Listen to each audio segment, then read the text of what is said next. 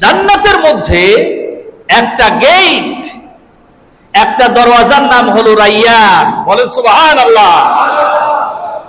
যেই ব্যক্তি সারা বছর অপেক্ষা করার পরে রমজান মাস আসার পরে রমজানের পরিপূর্ণ কদর করলো, রমজানের পরিপূর্ণ মর্যাদা দিল, মর্যাদার সাথে ইজ্জতের সাথে ইখলাসের সাথে রমজান মাসের রোজাগুলো পালন করলো রব্বি কারীম আল্লাহ সুবহানাহু ওয়া তাআলার জন্য, আল্লাহ রাব্বুল আলামিন স্পেশালি শুধুমাত্র ওই রোজাদারকে ওই জান্নাতের রাইয়ান নামক গেট দিয়ে প্রবেশ করানোর জন্য ওই দরওয়াজা আল্লাহ তাআলা একমাত্র ওই রোজাদারের জন্য রেখেছেন।